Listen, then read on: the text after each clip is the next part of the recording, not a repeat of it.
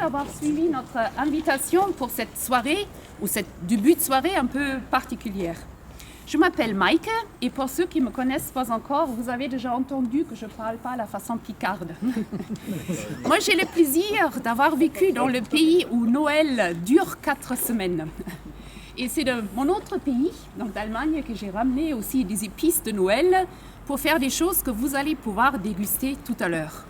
Parce que ça, c'était notre objectif pour ce soir, faire vivre les sens et ne pas vous proposer une visite conférence, ce que nous faisons souvent aussi. Ce soir, c'est pour vous permettre d'explorer un peu autrement ce site que beaucoup parmi vous connaissent certainement déjà sous différents aspects. Et le moment choisi, c'est pas par hasard, parce que nous sommes juste entre crépuscule et nuit. Et c'est assez magique ici de voir comment le site change comme maintenant. Comme vous le voyez ici, les lumières se mettent en place, mais on va aussi passer dans des parties ou dans des espaces qui ne sont pas éclairés. Et donc on vit de nuit tout à fait autrement. Je n'avais pas travaillé seule. J'ai eu le grand plaisir de préparer cette soirée avec 2 de mes collègues avec qui j'aime beaucoup travailler. Et justement, quand je parle des sens qu'on veut vous faire explorer et vivre ce soir, donc évidemment voir, écouter, mais ce ne sera pas seulement ma voix, vous aurez aussi la voix d'une collègue qui a aussi la casquette de conteuse, parce qu'il y aura un conte qui va se dévoiler au fur et à mesure sur le site. Et j'ai aussi un autre collègue qui va jouer de la flûte. Donc vous allez avoir aussi un peu de musique. Donc ce soir, les guides ont toutes mis un peu des casquettes que normalement on ne met pas pour le travail. Et j'espère que ce sera vraiment pour votre bon plaisir pour cette époque de l'année qui nous emmène quand même vers cette fête tant attendue, la fête de Noël. Donc pour commencer maintenant, déjà on va emprunter une porte qui normalement n'est jamais ouverte. Et cette porte, c'est un peu comme si on passe dans les portes du temps. Maintenant, je vais vous emmener de plonger avec moi au Moyen-Âge et on va essayer de nous imaginer un peu des ambiances du Moyen-Âge ici. Donc ça n'aurait pas du tout été cette entrée-là. Ça, c'est une entrée qui a été faite au 19e siècle, quand c'était ici une manutention militaire. Donc cette période-là, on va bien la quitter. Et maintenant, cheminer vers le Moyen-Âge. Donc je vous invite à me suivre par là.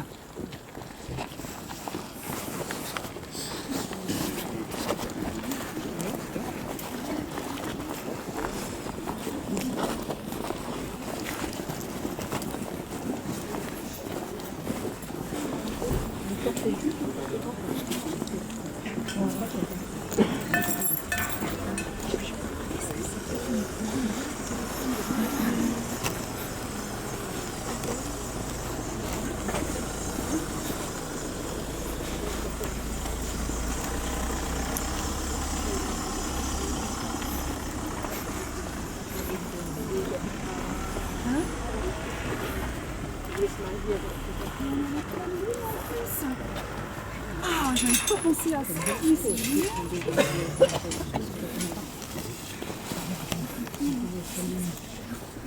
Ouais. Allez.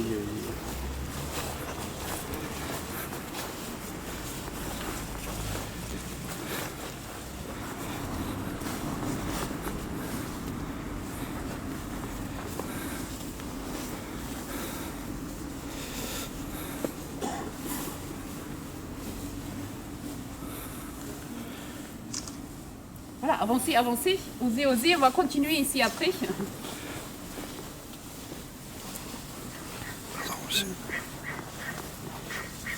Alors les guides ont des surprises aussi. Je n'avais pas du tout regardé le calendrier lunaire. Peut-être vous avez remarqué, on a la lune bien pleine déjà, qui est avec nous ce soir aussi. Et là, vous avez la façade éclairée avec la lune et les torches. Donc ça, je n'ai encore jamais vu, bien que je travaille ici depuis 16 ans déjà. Donc ça, c'est ma surprise aussi. Donc où vous trouvez-vous ici? En fait, ici, vous êtes dans l'entrée ancienne de l'abbaye. À la guerre de 100 ans, il fallait construire des murs autour de l'abbaye. On va les contempler encore d'un autre angle tout à l'heure. Et on entrait par ici. Juste à l'angle là-bas, vous avez peut-être remarqué, il y a une construction qui fait un peu arrondie. En fait, ça, c'était une tourelle d'angle. Et vous pouvez venir au SIAP dans les jours qui suivent. On a toutes sortes de documents pour vous montrer comment on peut s'imaginer le tout. Donc, on entre par ici. Et devant vous, où il y a les très affreuse grille caddie actuellement, mais là, vous voyez, il y a un passage profond. En fait, il y avait un pont-levis. Donc, c'était vraiment une entrée ici, comme une barbacane pour un château fort. Ce n'était pas un château fort, évidemment, hein, mais vous voyez, l'entrée était un peu excentrée. Le bâtiment ici, sur la droite, n'existait pas. Ça a été construit à l'époque quand c'était manutention militaire. Hein. Donc, en venant d'ici, les gens découvraient un peu comme ça, ici, en contrebas, la façade de l'abbaye. Et nous, on va maintenant vous emmener par une petite porte dans le jardin, sur le côté, où une petite vigne est plantée. Cette vigne, elle date pas de très longtemps. Ça, c'était juste pour recréer un tout petit peu l'ambiance de Saint-Jean-des-Vignes.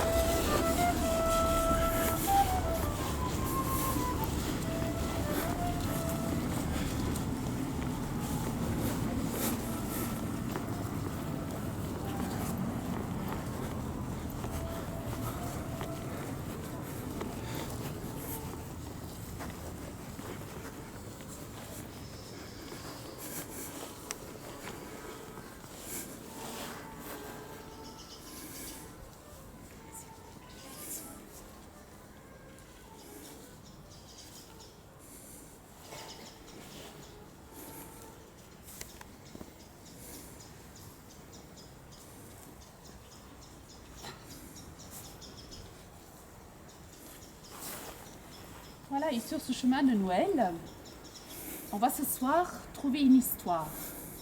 Et cette histoire vous est présentée par Chantal. Lorsque la femme du brigand descendait vers le village dans la vallée, elle était toujours accompagnée de ses 5 garçons. Ils ne la quittaient pas. Elle allait mendier. Son mari, le brigand, comme on l'appelait, avait été exclu. Ils avaient dû monter au-delà de la forêt et trouver refuge dans une caverne. Quand elle descendait, c'était pour aller réclamer de quoi manger. C'est une famille, on sait ce que c'est.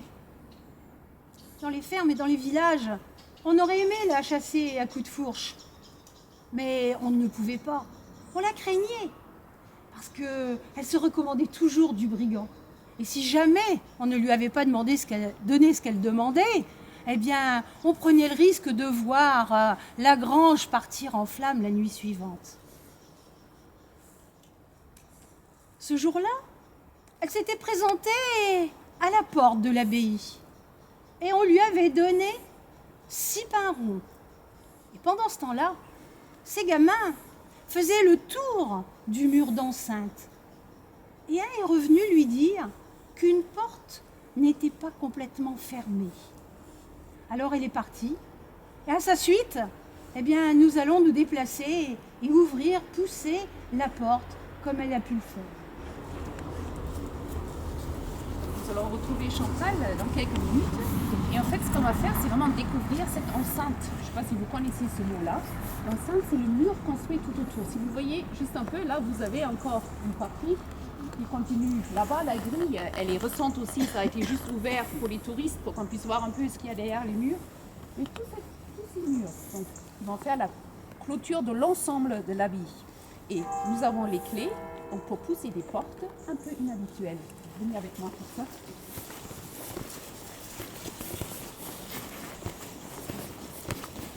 Et je vous invite aussi à une perspective tout à fait particulière sur la façade.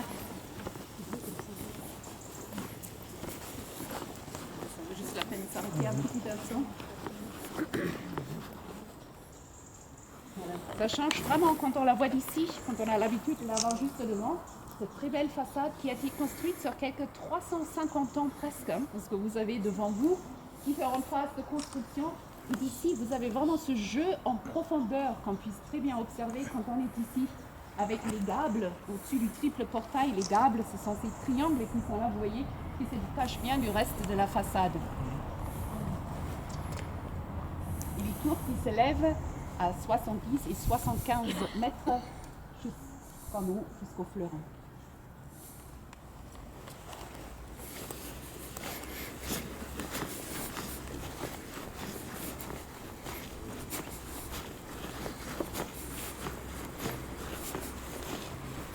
Ici, vous traversez une petite église qui a disparu. C'était l'église Saint-Nicolas, une église paroissiale. Et là, on traverse l'église, on prend la porte pour sortir.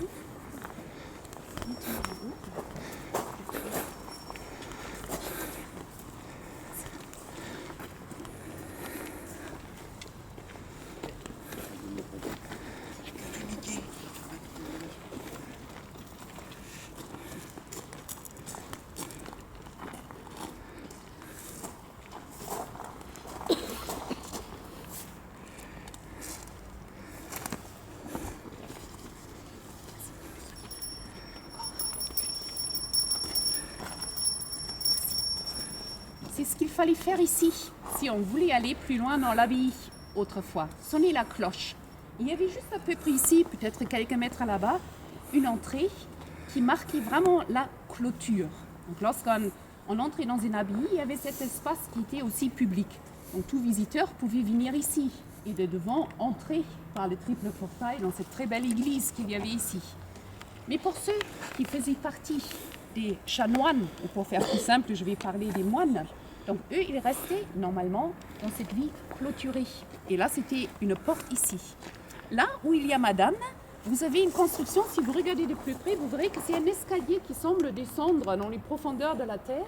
Et en fait, cet escalier se trouvait sous un très grand bâtiment qui était ici. Et ce bâtiment était pour des frères convers.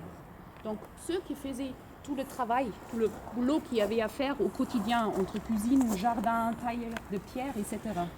Et ces frères-là ne vivaient pas en clôture avec les moines par là. Et si vous regardez juste là, vous voyez aussi une construction ronde. C'est un puits qui se trouvait juste devant la façade de cet édifice. Donc à partir d'ici maintenant, il y avait peut-être encore les rares visiteurs qui pouvaient se rendre à l'hôtellerie ou à l'infirmerie. Ce sont les deux bâtiments que vous avez là-bas. Mais sinon, donc, tout ce que vous avez de ce côté-là était uniquement pour les frères, pour les chanoines de Saint-Augustin. Donc nous sommes un peu des privilégiés. On va passer par la porte que mademoiselle nous a ouverte et je vous invite dans la clôture. Ici, s'il vous plaît.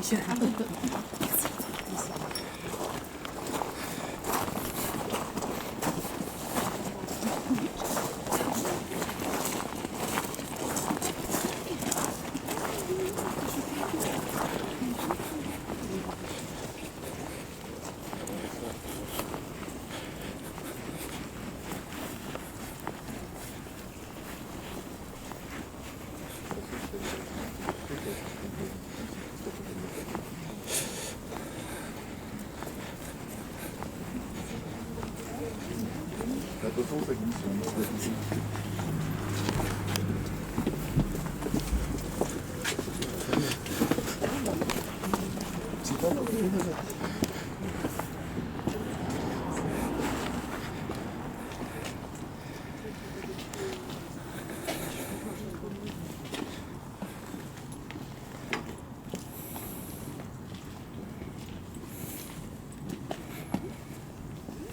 Êtes-vous déjà passé par cette porte?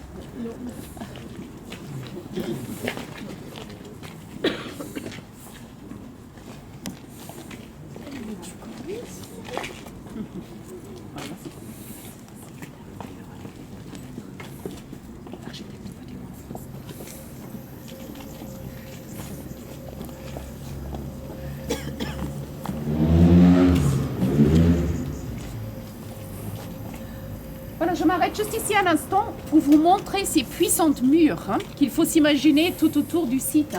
Donc ici, avec un immense contrefort et au-dessus aussi, vous voyez le démarrage pour une échauguette qu'il y avait là-haut. Sachant bien que les chanoines de Saint-Augustin n'ont jamais pris des armes pour se défendre, donc ce mur avait un rôle dissuasif. Donc ici, nous avons donc bien quitté le site, mais on va y re-entrer par une autre petite porte.